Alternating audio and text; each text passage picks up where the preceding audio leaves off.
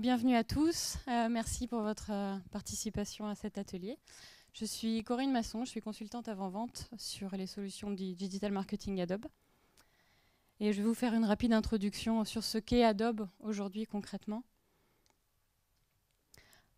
Alors Adobe est historiquement connu évidemment pour tous ces outils de création tels que Photoshop, Flash ou encore Acrobat. C'est le métier historique d'Adobe évidemment. Depuis quelques années, Adobe a adressé un nouveau virage depuis le rachat en 2009 de la société Omniture et adresse aujourd'hui un deuxième grand secteur d'activité qui est le digital marketing et qui recouvre aujourd'hui une plateforme intégrée qui recoupe des solutions à destination de tous les métiers du marketing aujourd'hui.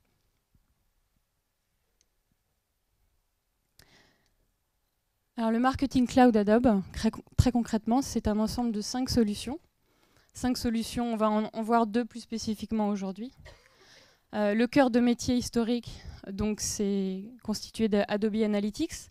Adobe Analytics, en fait, c'est tout simplement le cœur de données qui va constituer en fait la base de votre stratégie digital marketing. Donc c'est vraiment toute la collecte d'informations sur tous vos supports connectés, vos propriétés digitales. La mesure, la collecte, le reporting, le fait de pouvoir partager l'ensemble de ces données au maximum de gens dans votre entreprise et de pouvoir actionner ces données dans le sens de votre stratégie digitale. Adobe Target va adresser toute une gamme de solutions d'optimisation, que ce soit du testing, du ciblage comportemental, votre moteur d'indexation de données ou bien encore de recommandations. Donc on est vraiment sur l'expérience et la personnalisation de contenu.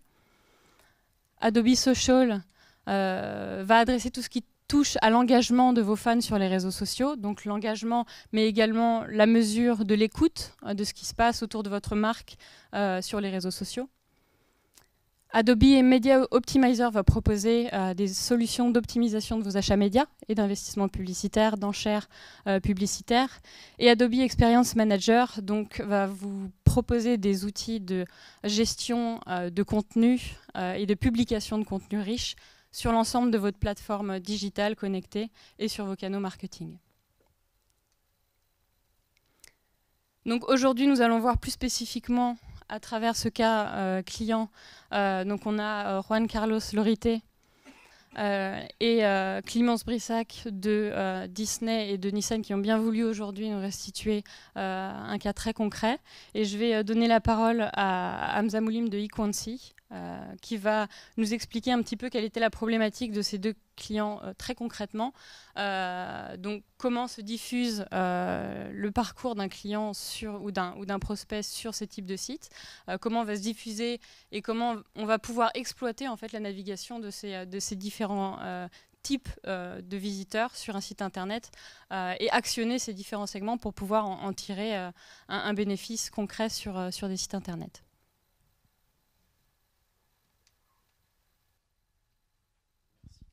Merci Corinne. Vous m'entendez? Bonjour, donc Hamza Moulim, je viens d'Equancy pour ceux qui ne nous connaissent pas. On est un cabinet de conseil en marketing et communication, donc avec, je sais pas si vous voyez, avec plusieurs aspects en marketing, dont le digital. Et en conseil digital, on a 4 piliers sur lesquels on intervient, qui sont stratégie, gouvernance, implémentation et digital efficiency. Et digital efficiency, l'efficacité, c'est bien sûr comment on va utiliser tous les moyens mis à disposition pour être efficace en digital.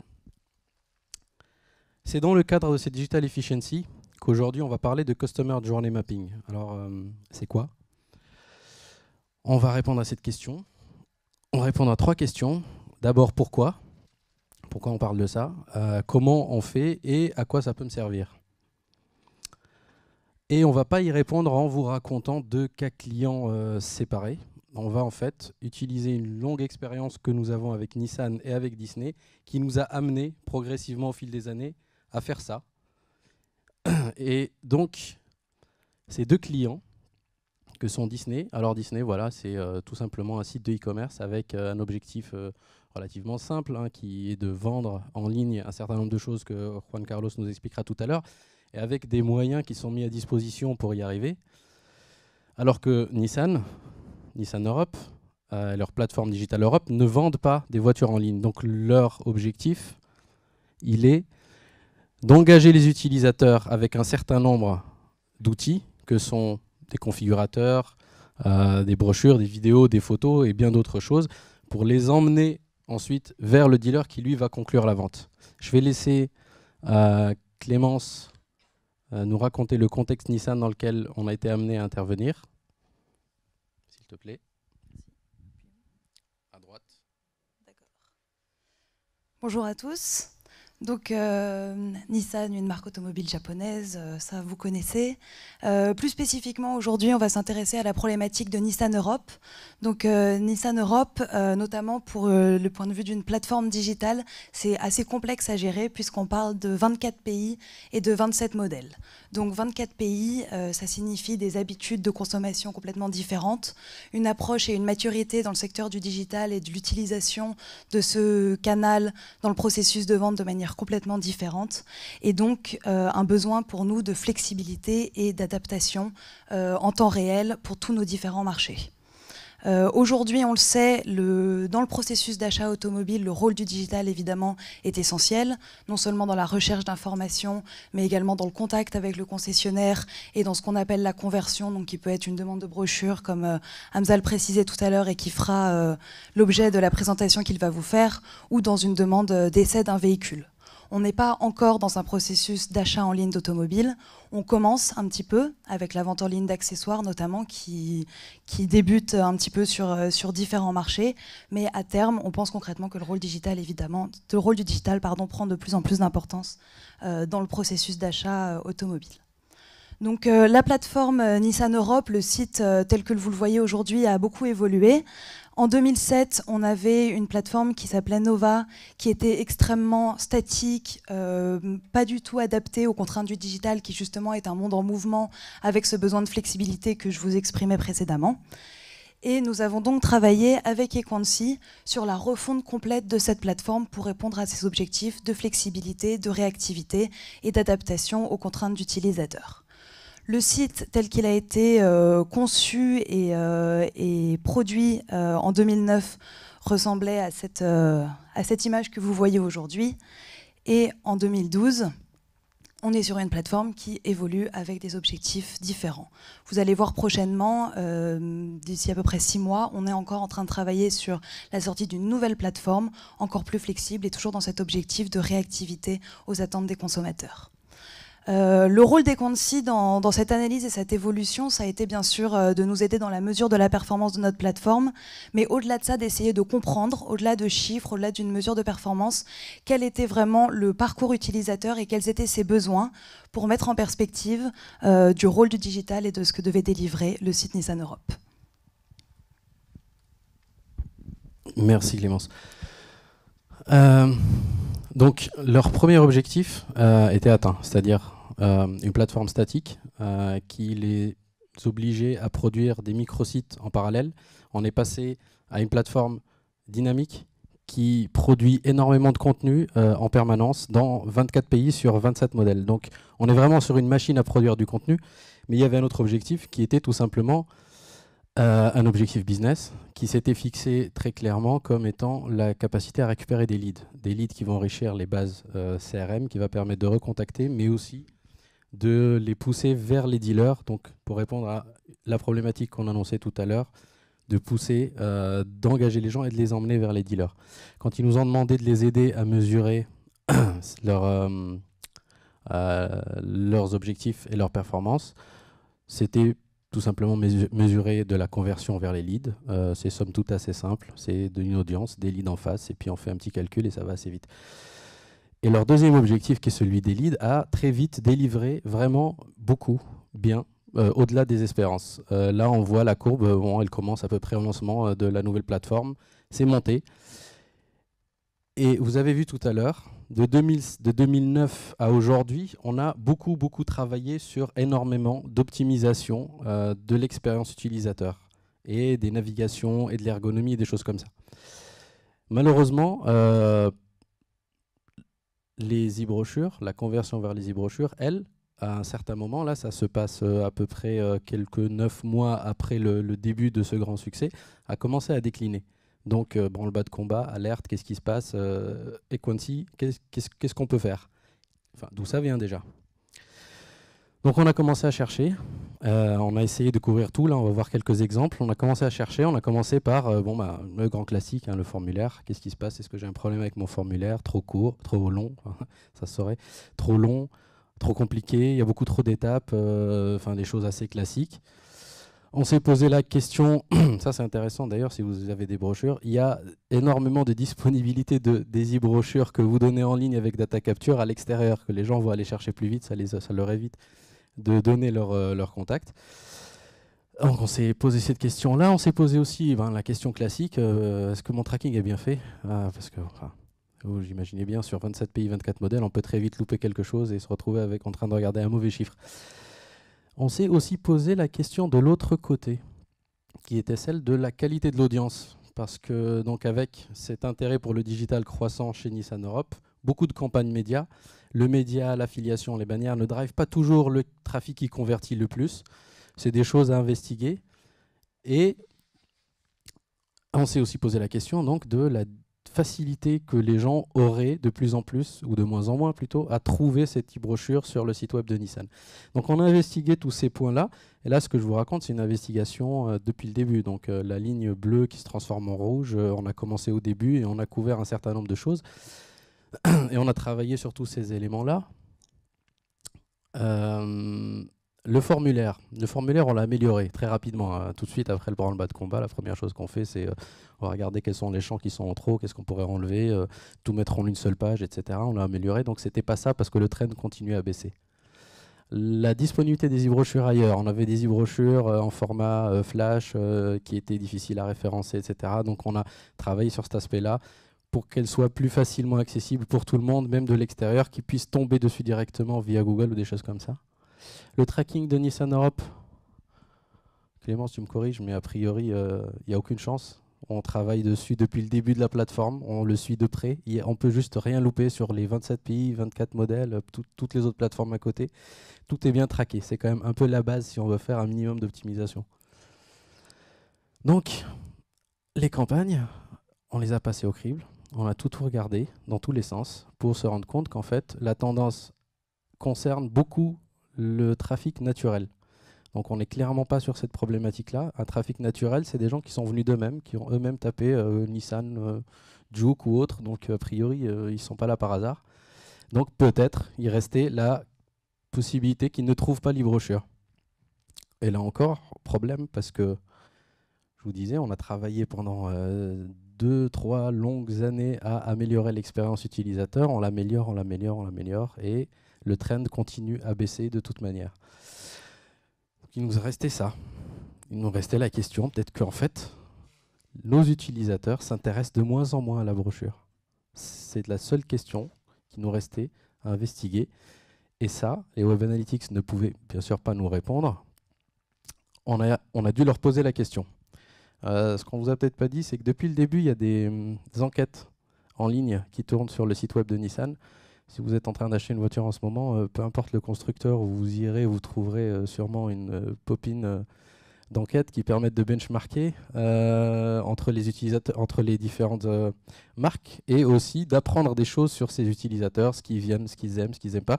On est allé voir, on leur a posé la question donc, de ce qu'ils sont venus chercher sur le site web de Nissan.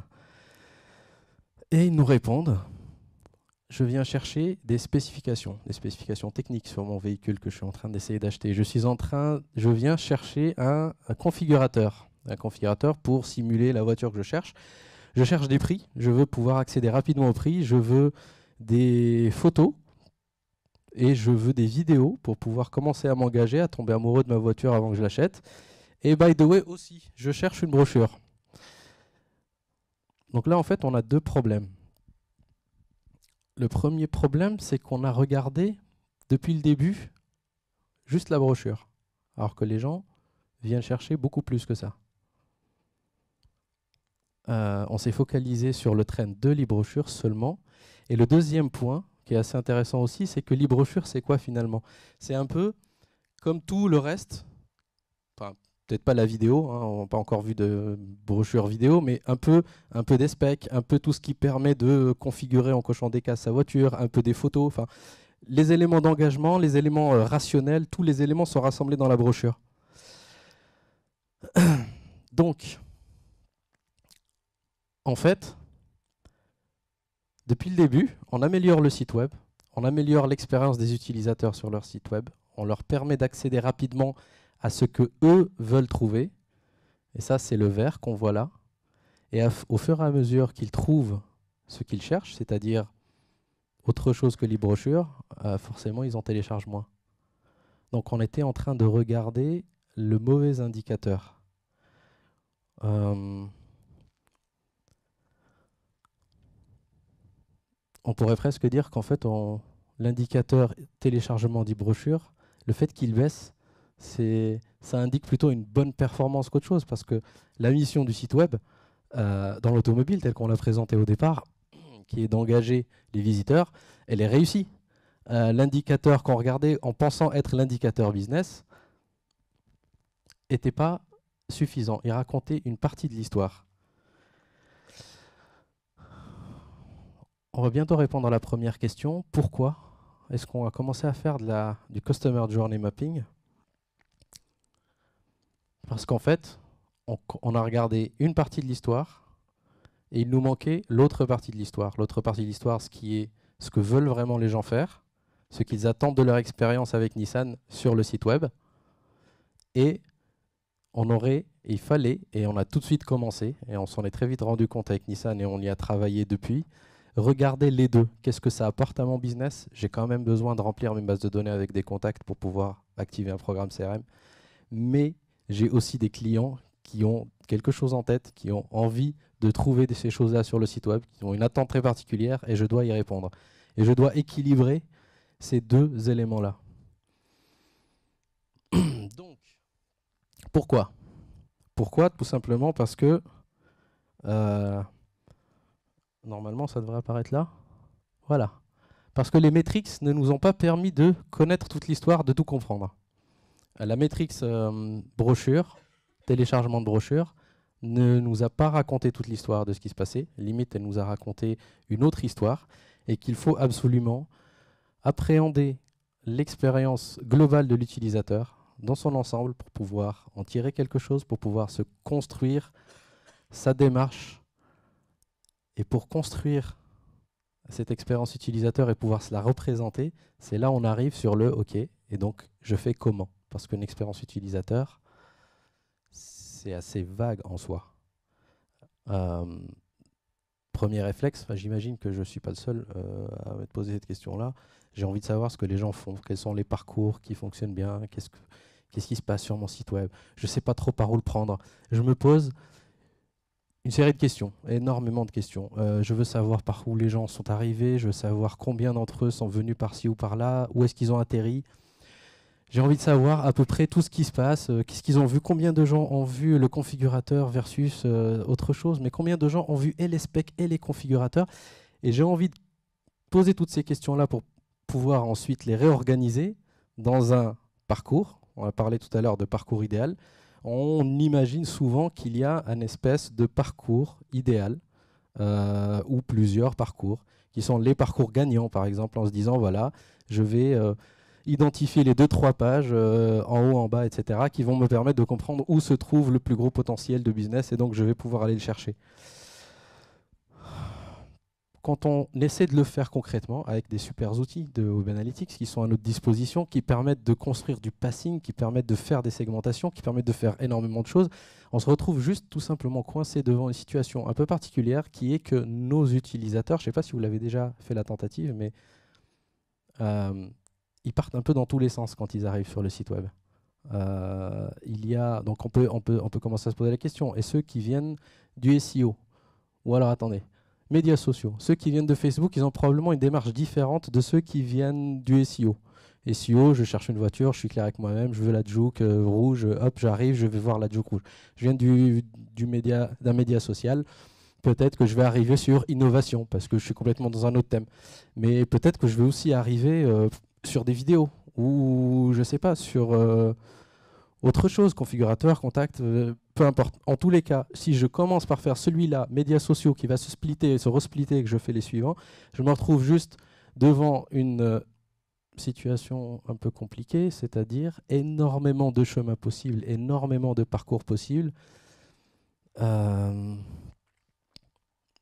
complexité que j'ai un peu du mal à démêler. En fait, on a fait le calcul, je ne sais même pas comment ça se dit. Je sais pas, c'est des milliers de milliards de je sais pas quoi. Mais en fait, en gros, il faudrait juste une armée de web analystes. Il faudrait qu'on recrute tous les web analystes de la place de Paris, et encore, pour pouvoir démêler tous ces parcours et en sortir quelque chose. Et il se trouve que Disney, il y a quelque temps aussi, il y a à peu près 2 ans, il me semble, sont venus nous voir avec une question qui ressemble à ça. Je ne vais pas vous la raconter, je vais laisser Disney vous raconter ça. Je vais vous laisser la parole à Juan Carlos. Donc, quand il m'en a parlé de la présentation, il m'a embarqué dans les sujets. Je me suis dit, ça fait comme une épreuve de patinage artistique. Il y a une figure imposée et puis il y a un exercice libre. Donc, je vais passer vite sur la figure imposée. Je suis désolé. Vous ne m'entendez pas? Donc, la figure imposée, 2 parcs à thème, plein de restaurants, plein de boutiques, beaucoup de chambres, beaucoup de visiteurs, 16 millions, on a battu les records cette année. On fait beaucoup de revenus, on a une croissance à long terme. Vous savez que nos comptes ont été améliorés récemment. C'était pour prévoir la question tout à l'heure. Et on est un acteur important de la vie économique de l'Île-de-France avec 14 500 employés. Et dans les mondes digital, c'est toujours la figure imposée. Donc on a une complexité, parce que je ne suis pas très d'accord avec... ce matin, on disait qu'il y avait un mythe qui est que les sites Internet ne sont pas compliqués, ils sont toujours compliqués. N'est-ce pas Didier? Chez nous, les sites Internet, ils sont toujours compliqués. Donc on a 12 marchés à gérer avec des spécificités locales, avec des consommateurs qui sont très différents, avec des attentes différentes. On a 18 websites, parce que nous, on aime, c'est compliqué la vie aussi. On a un marché France, mais on aime bien se dire qu'on a des clients France distants et France locale. Comme ça, on rajoute un site de plus, analysé bien sûr. Et donc, on a 8 langues. Vous imaginez tout ça avec la Belgique flamande et la Belgique wallonne. On est présent dans les médias sociaux avec surtout une page Facebook de 2 millions de suiveurs. Amélie vous a parlé ce matin de la nouvelle initiative d'aller un peu plus loin dans la socialisation de la stratégie Disney avec les forums Go to Disneyland. Allez-y, il vient d'être lancé. On compte beaucoup là-dessus pour gérer encore plus de contenu pour l'analyser, n'est-ce pas Marc? Et on est présent avec une application sur iPhone et sur Android bien sûr, il n'y a pas très longtemps, qui donne de bons résultats. Mais tout ça n'a pas d'importance si on n'avait pas une vision de qu'est-ce qu'on voulait faire avec les digitales. Et nous, on s'est dit, on a 2 objectifs principaux. Je suis désolé Hamza, il n'y en a pas qu'un. On n'est pas que de e-commerce. On est de l'information et on est de la vente. De l'information, pourquoi? Parce qu'on s'est aperçu, et les clients, nos visiteurs, nos guests, comme nous on les appelle, ils nous disent que quand ils viennent au parc, ils sont passés à 77% avant par notre site internet. Donc ils ont cherché de l'information avant de venir et ils ont utilisé notre plateforme digitale. Ensuite, très intéressant, Amélie vous disait ce matin, pour ceux qui étaient là, qu'on a à peu près 3 millions de visiteurs uniques. 500 000 y passent pour chercher de l'information sur les parcs. Sur la vente, la moitié de nos visiteurs ils vont sur les plateformes de vente, que ce soit pour chercher un ticket sec ou pour chercher de l'hôtellerie, un package. Et ensuite, le plus important, depuis 5 ans, on a vu que les digital prenaient la place et augmentaient de 14 points sa part dans la distribution de notre produit Disney. Donc il fallait s'en occuper. Et bien nous, on n'y était pas. Donc pourquoi il fallait s'en occuper? Parce que ça, je vous ai pris un, ou Hamza l'a fait pour moi, un qui est récent. Si je vous montrais un d'il y a 8 mois, on aurait pu pleurer davantage. Et donc, au fait, vous voyez la recherche du service de deux objectifs. Informer, ça n'a échappé à personne qu'on est dans le 20e anniversaire et qu'on est dans la saison de Noël, et vendre. Les clients, quand ils s'arrivaient, ils voulaient faire de la cotation. Je vous disais, la moitié des clients ils vont vers la plateforme de vente, donc il fallait leur aider dans cette démarche. Et ensuite, comme on disait ce matin, chez nous, dans la culture, il n'y avait pas cette push d'offres, mais les clients, ils cherchaient de l'offre, ils cherchaient du prix, donc il fallait s'y adapter. Donc, on n'y était pas non plus, parce que notre site avait beaucoup de contenu, il était compliqué.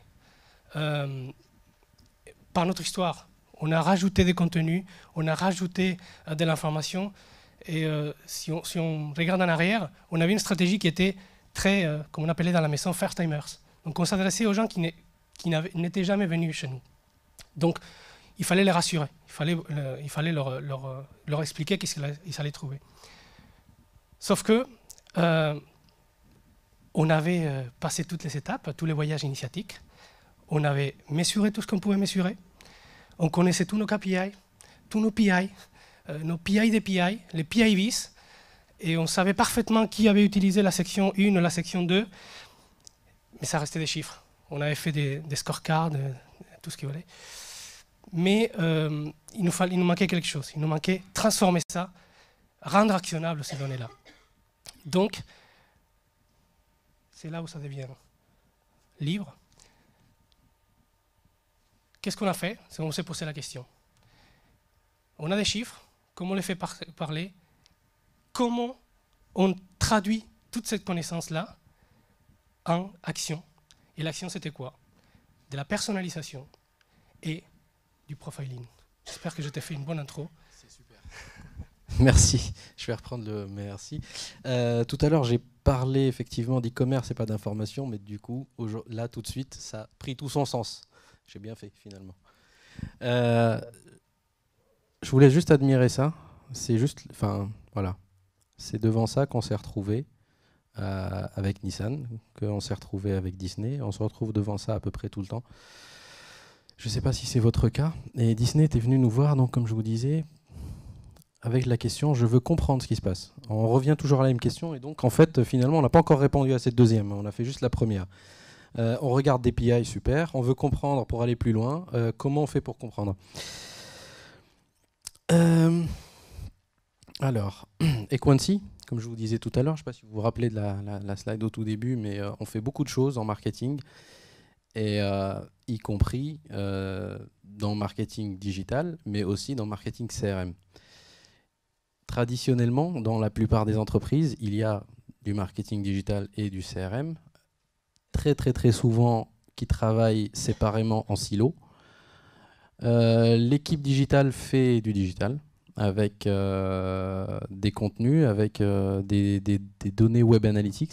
L'équipe CRM fait du CRM avec des bases de données clients sur lesquelles ils font de la segmentation, de la modélisation pour aboutir à des segments qui vont pouvoir ensuite adresser différemment en fonction de qui sont, et ils vont les adresser avec des emailing. Mais ces gens-là travaillent souvent séparément, et chez Equancy, on avait, et ça tombait bien, on avait fait le choix de fusionner ces deux équipes, parce que, donc, comme chez nous, on a les deux, quand les deux travaillent ensemble, c'est joli ça.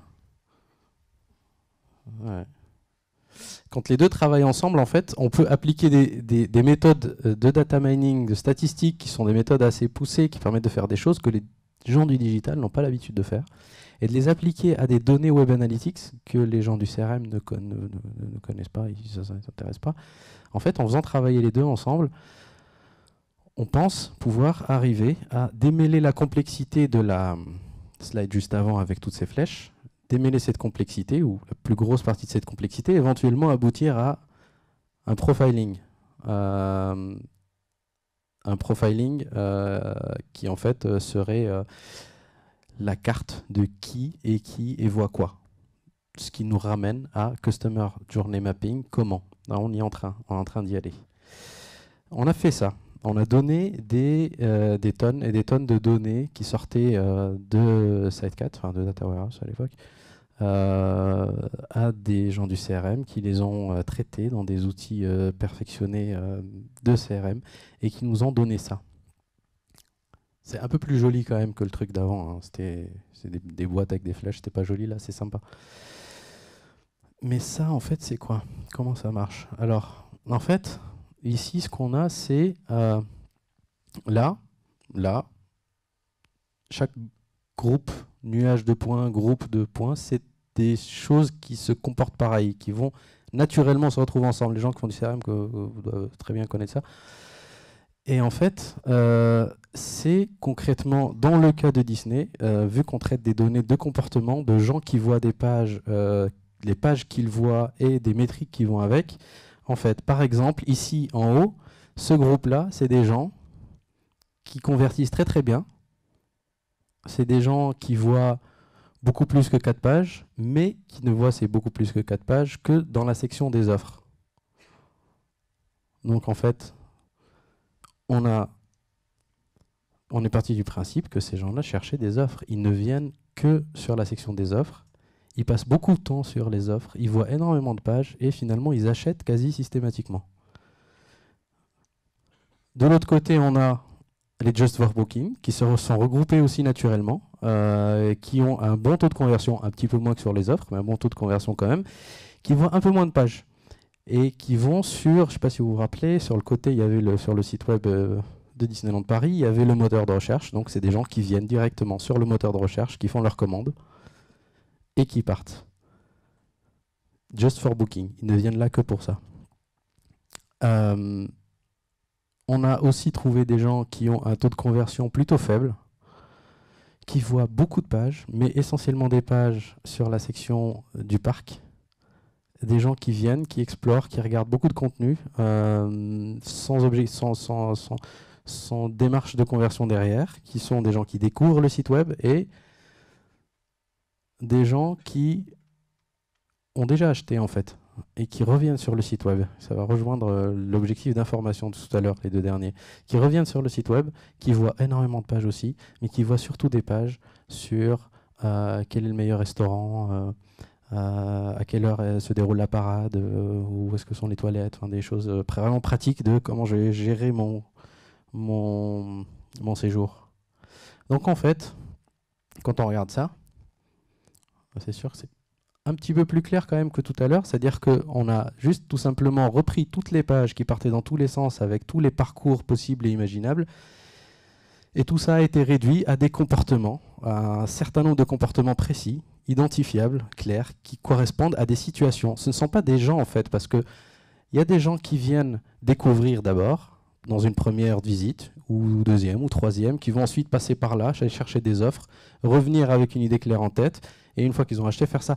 Donc là, en fait, on a des situations, des visites différentes, distinctes, qu'on peut identifier, qu'on peut clairement identifier. Dès que quelqu'un arrive, qu'il arrive à tel endroit, qu'il fait ça, on sait qui c'est, on sait pourquoi il vient. Donc, répondre à la question de tout à l'heure, comment on va faire cette cartographie? Là, on a une carte. On a une carte avec des éléments très clairs dessus. Une description du parcours des utilisateurs. Et à la question comment on fait, on vient de vous répondre. C'est parce qu'on n'a pas recruté toute la place de Paris, toute la place des web analystes, c'est ça, de Paris, mais qu'on a essayé de prendre du recul et de traiter ces données-là autrement. Il nous reste encore la question, super, et maintenant j'en fais quoi? Alors, là aujourd'hui, ce que je sais, avec ce qu'on a fait, c'est je saurais reconnaître qui sont ces gens. Enfin, dans quelles situations ils se trouvent plutôt. C'est pas une question de CSP plus moins, on s'est bien compris.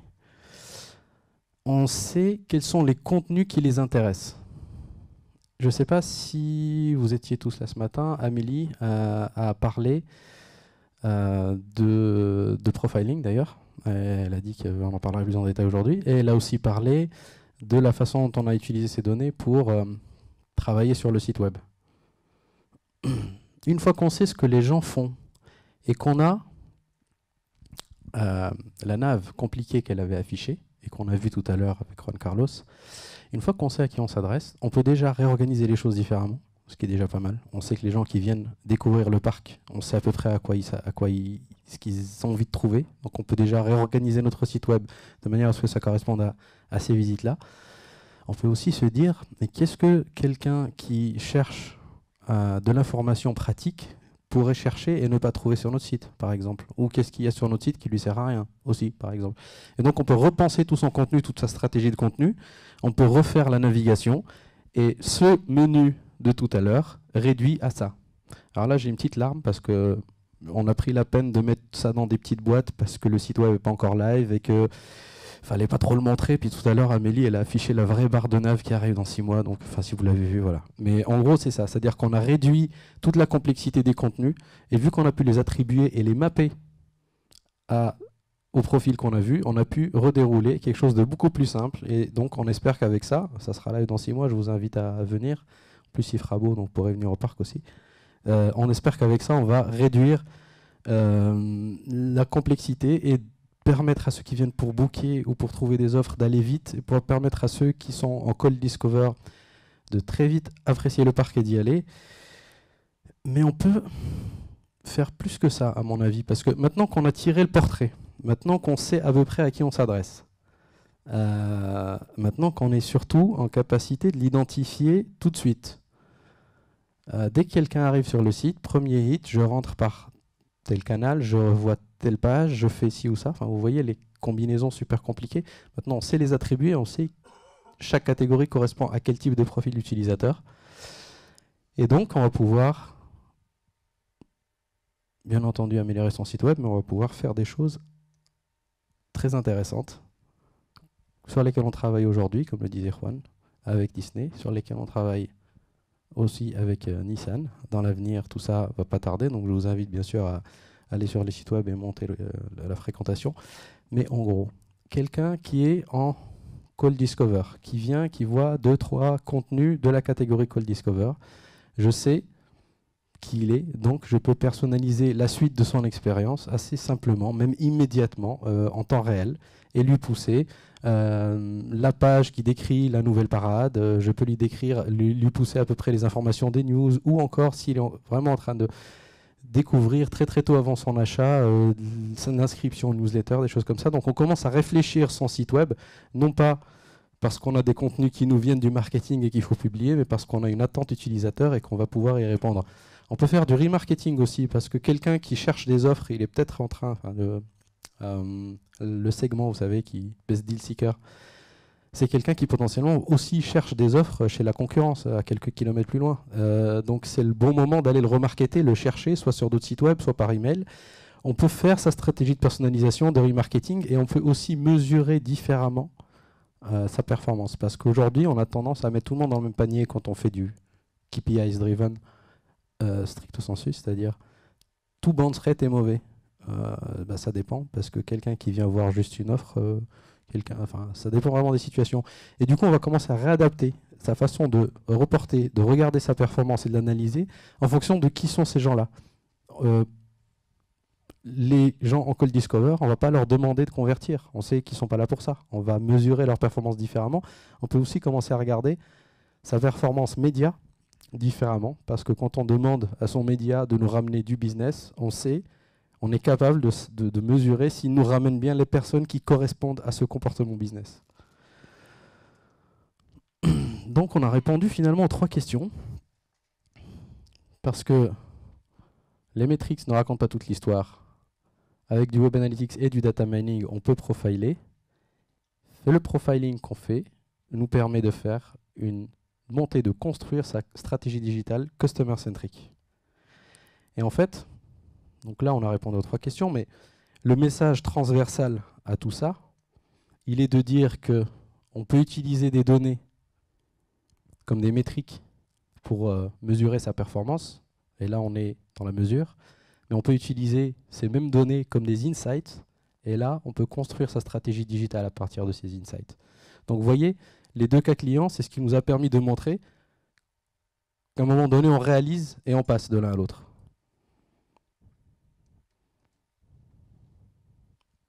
Merci.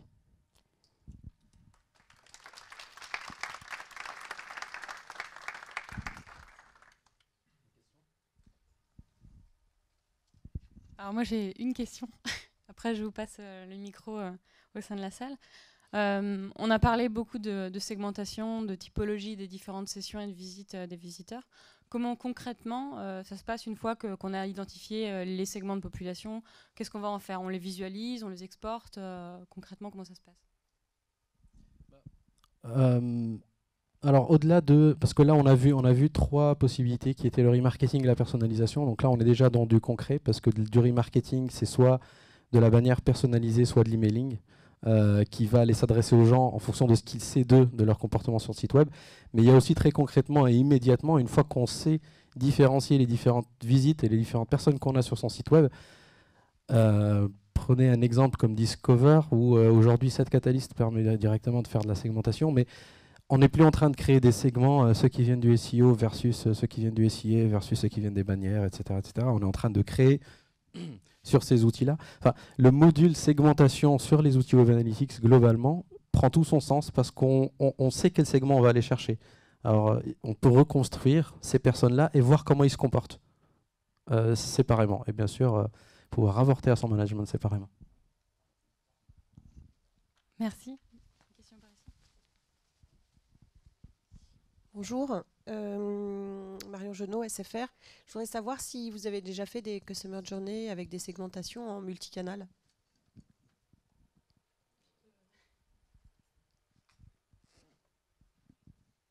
Allô? Ah oui, ça marche. Pardon. En fait, la démarche dans laquelle on est parti ici sur cette mission-là ne contenait pas la partie canal. Mais une fois la segmentation, et c'est justement toute la question de qu'est-ce qu'on en fait une fois qu'on les a, c'est-à-dire qu'en fait, une fois qu'on a le cœur du sujet, on peut faire les breakdowns, et c'est ce qu'on a déjà fait, les breakdowns de ces segments-là sont des gens qui viennent de quel canal, comment ils se comportent en fonction des canaux. Et donc même envisager la question qui est sous-jacente, qui est comment les différents canaux vont agir sur ces visites-là. C'est-à-dire qu'en gros, le call discover, on imagine bien que c'est un début d'interaction avec le site web. Et la question, elle est, quelle est la part de chacun de mes médias dans l'apport de ce genre de personnes? Et de la même manière, quelle est la part d'apport du SEO dans la catégorie, dans la phase critique de conversion? Donc, on travaille justement là-dessus. Alors, on est dessus, on est en train de finaliser le projet avec Disney, mais c'est comme ça qu'on a abordé la question. C'est-à-dire identifier, faire le breakdown par canal, et ensuite déployer la stratégie de remarketing justement dont on parlait.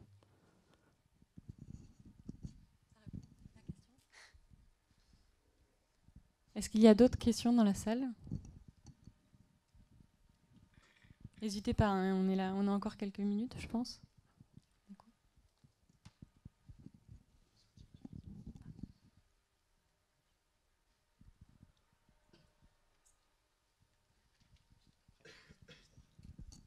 Bonjour, une petite question. Est-ce que vous allez aussi à la rencontre de ces profils? Est-ce que vous faites des interviews? Est-ce que vous allez les grouper et parler avec ces gens?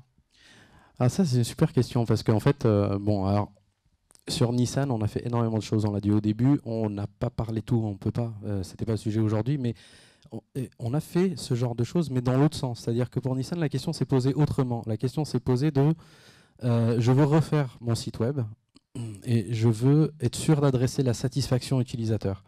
Et donc, on n'a pas d'abord fabriqué ces segments-là et ensuite sommes allés voir, trouver ces gens-là sur Internet, parce que de toute façon, ça va poser des problématiques de confidentialité, je pense. Mais on est parti dans l'autre sens, c'est-à-dire qu'on a fait la corrélation inverse. On est allé chercher les gens sur des surveys et on a corrélé leur relation avec le site web avec les contenus du site web. Donc on est dans l'autre démarche et ça nous a permis de construire le plan d'action, le déroulement, le prioriser, les différents changements qui vont arriver. Je suis désolé de refaire de la pub, mais sur la nouvelle plateforme qui bouge tout le temps de Nissan et que je vous invite à venir voir. Mais vous voyez, on peut le faire dans les deux. Vous m'entendez? On peut le faire dans les deux sens. Et ce cas-là bien précis, on l'a fait plutôt dans l'autre sens. Mais ce serait intéressant d'aborder les deux de la même manière, je sais pas. C'est une bonne question ça.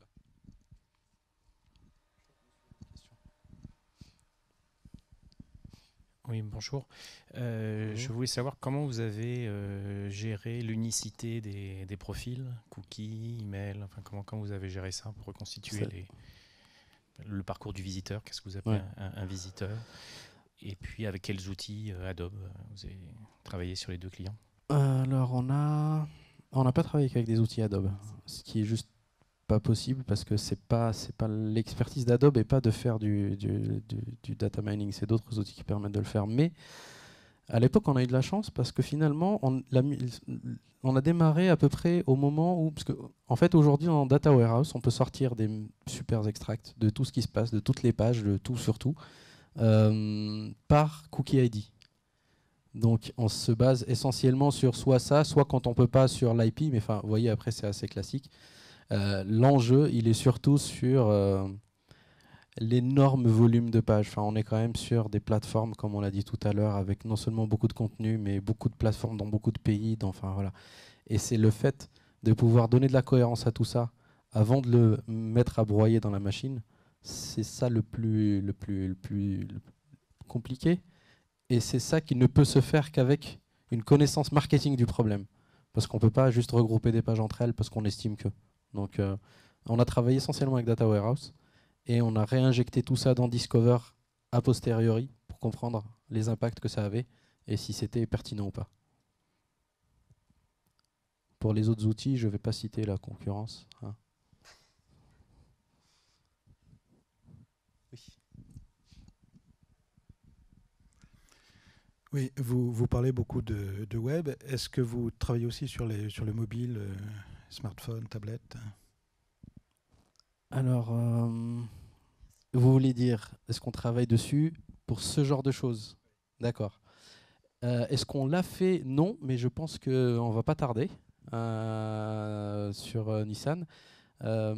Probablement sur Disney, on verra. Mais le mobile, ça se présente à peu près de la même manière. Ça se présentera à peu près de la même manière, sauf que je suis persuadé, et c'est en ce sens-là que je suis tout excité de le faire sur mobile, je suis persuadé qu'on ne va pas tomber sur le même profil, parce que les gens n'ont pas les mêmes usages. On a déjà beaucoup analysé le mobile pour Nissan. Les gens ne l'utilisent pas du tout de la même manière, donc je suis quasiment certain qu'on ne retrouvera pas les mêmes segments. Juste petite précision, les 4 segments, c'est des exemples, il y en avait plus que ça. C'est un peu plus longue histoire qu'on ne racontera pas dans le détail, mais je suis quasiment certain, on va peut-être en trouver quelques-uns, mais je suis quasiment certain que vu l'usage particulier du mobile, on ne tombera pas sur le même segment. Et ce qui va rejoindre à peu près le multicanal dont on parlait tout à l'heure, l'idée à long terme, c'est de pouvoir reconstruire ça sur tous les touchpoints et se représenter l'expérience globale de l'utilisateur avec tous les segments et pouvoir les retrouver à différents endroits. Bon, c'est un beau rêve. On va y arriver.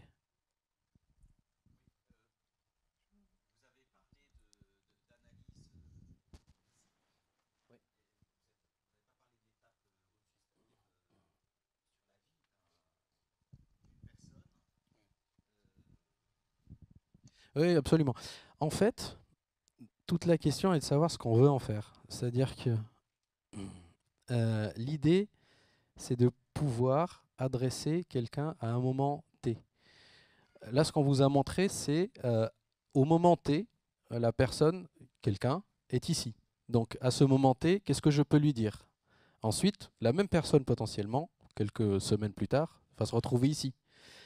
Mon objectif, c'est de pouvoir lui parler au moment où il enregistre ça. C'est pas d'identifier tout de suite la personne. Et une fois que j'ai fait ça, on a fait l'exercice juste après, enfin juste après, quelques temps après, on a fait l'exercice juste après, de la même manière que je disais sur la partie multicanal, de rematcher tout ça avec la vision visiteur et de se dire, ok, donc en combien de temps la personne fait ci et ça, etc. Et en fait, l'idée, c'est qu'une fois qu'on a fait la jointure entre les deux, ça va permettre d'arbitrer, éventuellement, quand on fait de la personnalisation, ça permettrait d'arbitrer entre cette personne-là est déjà arrivée dans la catégorie X, elle revient dans la catégorie Y. Je ne vais pas lui pousser tout à fait le même message que les autres dans la catégorie Y, parce que je sais que... Mais on le fait a posteriori, parce que le principal, à ce moment-là, c'était de savoir à quel moment on leur parle et l'identifier tout de suite quand ils arrivent.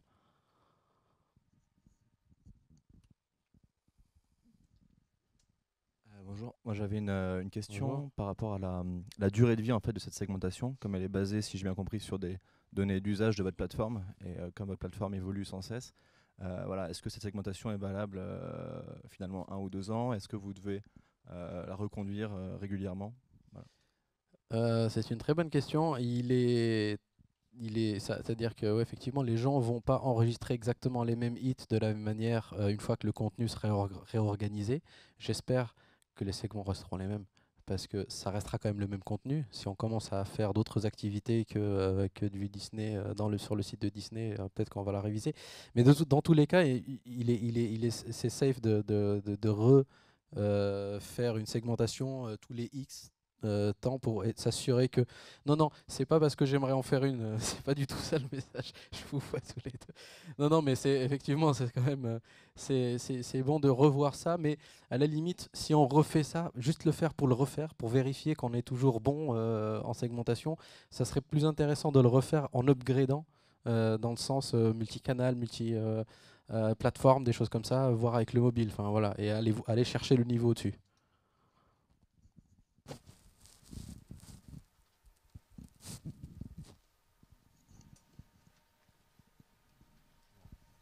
On va prendre une dernière question. Je pense qu'on arrive au bout du timing.